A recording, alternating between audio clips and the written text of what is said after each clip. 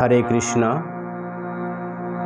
যে কথা বলছিলাম যে ভগবান শ্রী চৈতন্য মহাপ্রভুর বিশেষ করুণার পাত্র স্বয়ং শ্রীল নরোত্তম দাস ঠাকুর মহাশয়, তার যে অদ্ভুত যে মাধুর্য অমৃত সিন্ধু অবগাহনের এক বিন্দু প্রাপ্ত হয়েছিলেন নরোত্তম দাস ঠাকুর, সেই প্রেম সুন্দর কলরব সদৃশ এই ধ্বনি প্রেম ভক্তি চন্দ্রিকা। তিনি বলছেন, দেবলোক প্রীতিলোক পায় তারা মহাসুখ, যদি মদ্বংশজাত বৈষ্ণবাহা, যদি কোন এক বৈষ্ণব কোন বংশে জন্মগ্রহণ করে। নিত্যন্তে পিতর সর্বে নিত্যন্তে চ পিতামহা, সবাই ওদের আরোগ্যে নৃত্য করেন, কারণ মুক্তিদ্বার খুঁজে পান। ভাগবতে মহাপুরাণে স্কন্দে বলছেন, দেব দেব ঋষি ভৃত আত্মানাম নৃণাম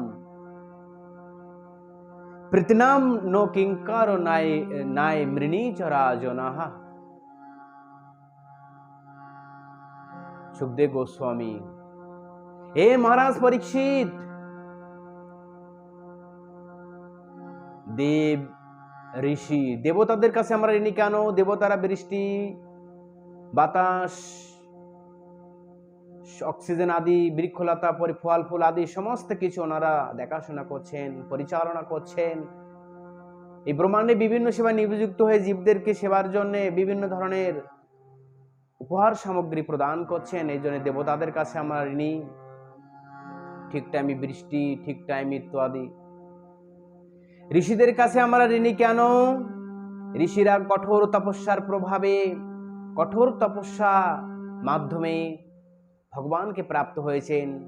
ভগবানের কাছ থেকে উপদেশামৃত প্রাপ্ত হয়ে আমাদের জীব উদ্ধারের জন্য যে সমস্ত গ্রন্থনা লিপিবদ্ধ করেছেন, বেদ পুরাণ, চৈতন্য চরিতামৃত, চৈতন্য ভাগবত আদি মহান মহান ভক্তবৃন্দগণ যে সমস্ত গ্রন্থ লিখেছেন জীব উদ্ধারের জন্যে, এই জন্য আমরা বড় মুনি ঋষিদের কাছেও ঋণী। এই কারণে পিতা মাতার কাছে ঋণী কেন? তাদের মাধ্যমে ভৌতিক সংসারে এসে পঞ্চভৌতিক দেহ পেয়ে আমরা এই জগতে ভগবান সেবার সুযোগ পেয়েছি, তাই তাদের কাছেও ঋণী। হিসাব করতে গেলে আমরা সবার কাছে ঋণী থাকি কোনো না কোনো কারণে, কিন্তু এই সমস্ত ঋণ থেকে মুক্ত হওয়ার একমাত্র উপায় কি? কাম ত্যাজি কৃষ্ণ ভজে শাস্ত্র আজ্ঞা মানি, দেব ঋষি পীর্তি দিগের কবু নহে ঋণী নাই মৃণীচরা জনাহা। হে রাজন, সে ঋণী মুক্ত হওয়ার একমাত্র রাস্তা ঋণ থেকে ও হলো গত সর্বয়াত্মনা যা স্মরণম শরণম গত মুকুন্দ পরিত পরিহৃত কৃতম পরিহিত কৃতম সর্ব আত্মনা শরণম স্মরণম বা শরণম শরণম বা শরণম শরণম অনেক অর্থ হয়। তা যে ব্যক্তি সর্ব আত্মনহা, প্রত্যেকটা জীবের যিনি আত্মা, সে আত্মার আত্মা যিনি পরম ব্রহ্ম ভগবান শ্রীকৃষ্ণের চরণেই যিনি আত্মসমর্পণ করেছেন, শরণ গ্রহণ করেছেন, শরণ লইয়া ভজে কৃষ্ণ তারে কৃষ্ণ নাহি ত্যাজে আর সম্মরে অকার। শরণ লয়ে যারা পরম ব্রহ্ম ভগবান শ্রীকৃষ্ণকে আরাধনা করছেন, তারা অতি উত্তম জীব। শরণ লয়ে ভগবান শ্রীকৃষ্ণের চরণে আত্মসমর্পণ করে যে ভজনা করছেন, তাকে সে সমস্ত ঋণ থেকে মুক্ত হবেন। বলদেব বিদ্যাভূষণ বলছেন, আমরা প্রত্যেক পদে পদেও ব্যর্থ ঋণী। প্রত্যেক ক্ষণে আমরা পাপ কর্ম করেও চলেছি। রান্না করার সময় কাঠের ভিতরে অনেক পোকা থাকে, অনেক কীট পতঙ্গ আদি থাকে, সেগুলি অগ্নির মাধ্যমে আমরা সেটা দাহন করে থাকি, ওটা একটা পাপ। পথে অজান্তে চলছি, চলতে চলতে পায়ের নিচে কোনো পিঁপড়ে বা কোনো কীট পতঙ্গ পড়ে গেল, সেটা পিষে গেল, ওই একটা পাপ। অক্সিজেনের মাধ্যমে কত জীব রয়েছে, সেটাও অক্সিজেন শ্বাস প্রশ্বাসের মাধ্যমে আমরা পাপ করছি। আর দিন রাত্রে তো অবৈধ সঙ্গে পাপ তো কোনো প্রশ্নই ওঠে না। তা 24 ঘন্টা আমরা পাপ রূপে সমুদ্রে বিচরণ করছি। এই সমস্ত জীবদেরকে কিভাবে উদ্ধার হবে? পঞ্চযজ্ঞ আমাদের বিধান দিয়েছে শাস্ত্রে, কিন্তু ওই সমস্ত যজ্ঞ যদি কেউ নাও করে, যদি কেউ গোবিন্দের এই মহাভাগবত যজ্ঞ অনুষ্ঠান করে, কথামৃত শ্রবণ যজ্ঞ অনুষ্ঠান করে, কৃষ্ণের সেবামৃত যজ্ঞ অনুষ্ঠান করে, নাম সংকীর্তন যজ্ঞ আদি অনুষ্ঠান করে, বিশেষ করে কলিযুগে সর্বযজ্ঞ হইতে নাম যজ্ঞ সার, স্থানকাল পাত্র নেই সর্বসিদ্ধি হয়। আমি শ্লোকের কিছু কিছু জায়গায় শ্লোকের দুটো তিনটি শ্লোক মিলে একটি করে দিয়েছি, জীবদেরকে সংক্ষিপ্ত বোঝার জন্য। কারণ মূল যদি আমি শ্লোকগুলিতে প্রবেশ করি তো ঘন্টার পর ঘন্টা লাগতে পারে, কিন্তু কলিজীবের হাতে সময় কোথায়?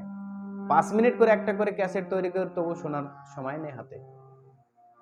আর 2 ঘন্টা 10 ঘন্টা করলে তো কোনো প্রশ্নই ওঠে না, ও তো উঠেই পালাবে। টাইম দেখেই আমার সময় কম, এত সময় টাইম নেই শোনার।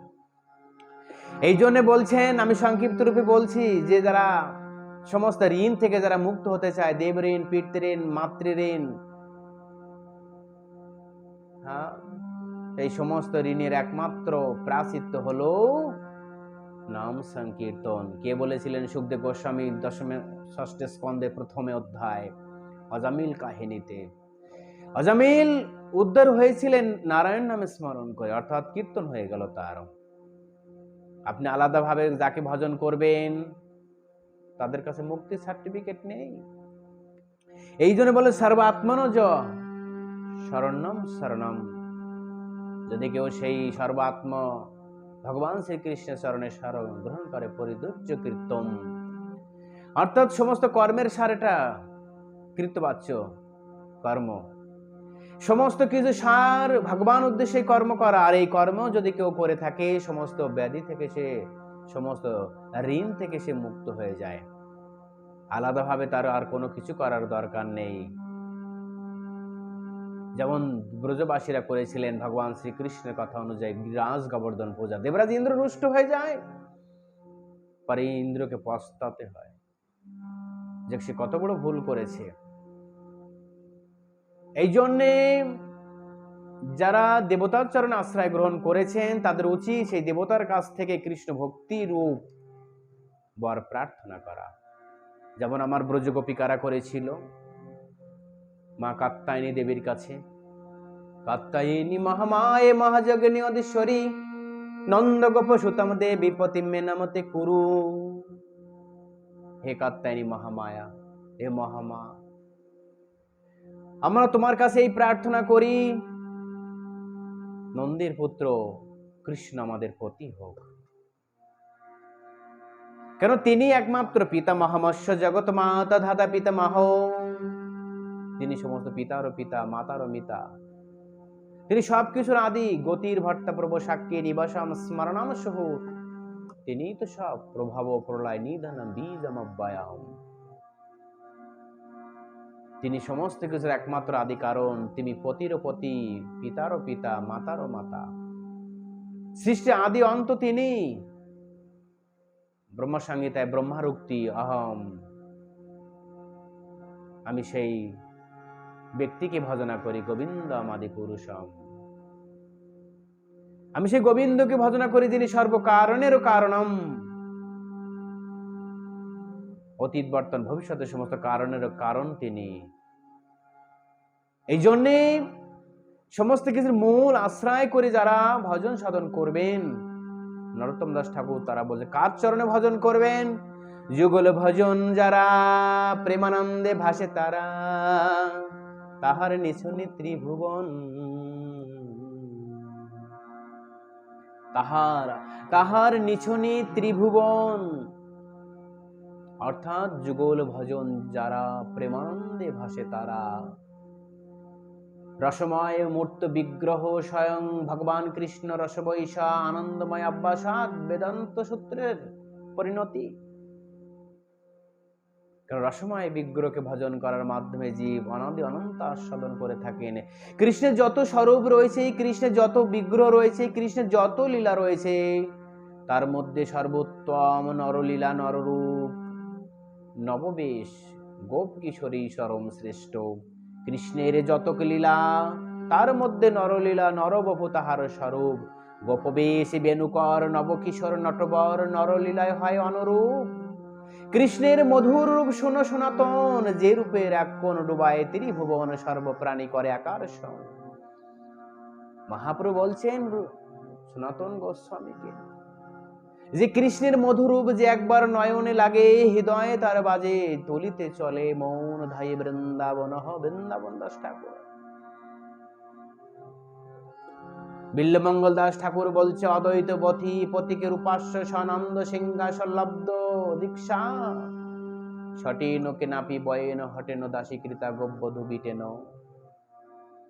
আমি সেই পরম ব্রহ্ম ভগবান শ্রীকৃষ্ণ, যিনি ব্রজ কিশোরী কিশোর রূপে নিত্য লীলা বিলাস করছেন শ্রীধাম ব্রজমণ্ডল বৃন্দাবনে। আমি সেই তারই আশ্রয় গ্রহণ করি। দাসী কৃতা গব্যধু বিটেন, আমি দাসী তার, সেবিকা তার। এই হলো রাধা দাসের চরম পরিণতি। তার যুগল ভজন করে যারা, প্রেমানন্দে ভাসে তারা, এই যুগল ভজনের একমাত্র সম্ভব ব্রজগোপীর আনুগত্যে। শ্রীকৃষ্ণ ভজন গোপী ভাব বিন ঐশ্বর্য জ্ঞানে, ভজিলে নাহি পায় ব্রজেন্দ্র নন্দনে। এই হলো যুগল ভজনের ভাবধারা, যুগল ভজনের আস্বাদনের পরম প্রাপ্তির ধারা। আর এইভাবে যখন ভগবান শ্রীকৃষ্ণকে ভজনা করেন, প্রেমানন্দে ভাসে তারা। কদাহম কালিন্দী তটে, কদাহম বংশী তটে, নিত্যন্তি উদ্দণ্ডে নিত্যন্তি। আমার আচার্য পাদেরা বলছেন, আমার সেই দিন কবে হইবে শুভোদয়, বৃন্দাবন ধাম মম হইবে আশ্রয়। দেখিতে দেখিতে রূপ হইব বাতুল, কদম্ব কাননে যাব সখী ত্যাজি জাতি কুল। আমি কবে সেই সমস্ত কিছু পরিত্যাগ করে দিই, ভগবান শ্রীকৃষ্ণের বৃন্দাবন যাত্রা করব। নির্জন বসিয়া কুটিরে বাঁধিয়া করিব গোবিন্দ নাম রাও। কবে মোর সেই দিন হইবে শুভ দিন, যেদিন দুই নয়নে করিব যুগল বৈভব লীলা দর্শন। পূর্বতন আচার্যের খেদ। তাই যুগল ভজনের মাধ্যমে যদি কেউ আরাধনা করেন, তখন দেবঋণ পিতৃঋণ মাতৃঋণ যত ঋণ আছে সমস্ত ঋণ তারা মুক্ত হয়ে গোবিন্দের চরণে প্রেম ভক্তি প্রাপ্ত হবেন। এই হলো নরোত্তম দাস ঠাকুরের চরম প্রার্থনা জীবের প্রতি। কারণ ভাগবতের সার প্রত্যেকটা শ্লোক নরোত্তম দাস ঠাকুর বাংলা আকারে আমাদের কাছে দিয়ে গেছেন পদ্যের ছলে। বাঙালি জাতির পক্ষে সেটা বিশেষ গ্রহণযোগ্য, কেননা তার ভাষা সেটা, সে সহজেই বুঝতে পারবে। আর এটা জগতে প্রচার করা।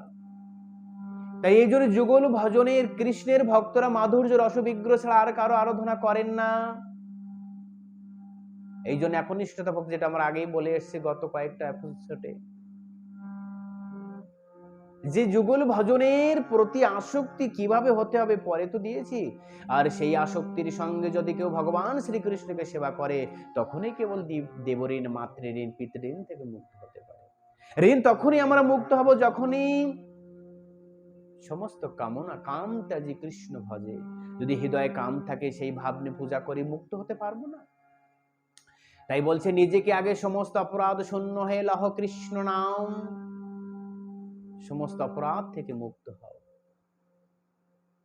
আর তখনই যখন কোনো ব্যক্তি সমস্ত অপরাধ থেকে মুক্ত হবেন, গোবিন্দের চরণে আশ্রয় গ্রহণ করবেন, তখনই সমস্ত ঋণ থেকে সে মুক্ত হবে। হৃদয়ে কাম রয়েছে, গোবিন্দের নাম রয়েছে, ওগুলো অপরাধযুক্ত নাম। কিন্তু যদি ধীরে ধীরে ধীরে ধীরে ওই ব্যক্তি যদি এই পথ থেকে ভ্রষ্ট না হয়, চলতে থাকে তার ধারা ভাবধারা, একদিন না একদিন সে কামনা বাসনা থেকেই মুক্ত হবে। কেননা সাধিতে সাধিতে যবে প্রেম অঙ্কুর হবে, সাধ্য সাধন তত্ত্ব বুঝিবে সে তবে। যদি কেউ কামনা বাসনা থেকে মুক্ত হবেনি, তো সাধন ভজনে পিছিয়ে হলে ভালো না লাগলো করতে হবে, লাগলো করতে হবে। রমণীরা যেমন, মাতাজিরা যেমন গরম হলে রান্নাঘরে রান্না করতে যায়, অতি ঠান্ডা পড়লো তারা রান্না করতে যায় বা ভোরে ওঠে, ঠিক তদ্রূপ ভাবে সাধক এরকমই হবেন। ভালো লাগুক বা না লাগুক, পড়ুক গীতা, হ্যাঁ কেউ কেউ বলে না, ঠিক তদ্রূপ ভালো লাগুক বা না লাগুক, শাস্ত্র অধ্যয়ন করো, ভজন সাধন করো, জপ কীর্তন করো, আর এগিয়ে যাও ভগবান শ্রীকৃষ্ণের নিত্যলীলা সান্নিধ্যের পটভূমিতে। তাহার নিছনে ত্রিভুবন, অর্থাৎ ত্রিভুবন সবাই আলোকপাত করে তাকে ধ্বনিত করে থাকে। ব্রহ্মালোক থেকে পাতাল লোক পর্যন্ত ত্রিলোকের সমস্ত প্রাণী ধন্য যে বৈষ্ণব ভগবানের অপবিত্র বাণী প্রচার করছেন, শুদ্ধ ভাবধারায় সমস্ত কামনা বাসনা পরিত্যাগ করে দিয়ে, আর কামনা বাসনা থেকে মুক্ত না হলে কোনোদিন গোবিন্দ সেবা হয় না। কেন? গোবিন্দ তো নিষ্কাম মূর্তি বিগ্রহ, সচ্চিদানন্দময় বিগ্রহ তিনি। এরকম পরিস্থিতিতে যদি গোবিন্দের কেউ সেবা করে কামনা বাসনা মুক্ত হয়ে, তবেই সে সমস্ত ঋণ থেকে মুক্ত হতে পারে। এই জন্যে বিশেষ রূপে আকুল প্রার্থনা নরোত্তম দাস ঠাকুরের যদি কেউ সমস্ত দেবঋণ, পিতৃঋণ, মাতৃঋণ থেকে মুক্ত হতে চায়, ঋষি ঋণ থেকে মুক্ত হতে চায়, তো ও হলো সর্বাত্মনজা শরণ্য শরণ্যম গতঃ পরিত্যজ্য কৃতম। গোবিন্দের চরণে আশ্রয় গ্রহণ করো, তবে গোবিন্দ তোমাদেরই কৃপা প্রার্থনা অবশ্যই স্বীকার করবেন। হরে কৃষ্ণ কৃষ্ণ কৃষ্ণ হরে হরে, হরে রাম রাম রাম হরে হরে। জয় শ্রীল গুরু মহারাজ।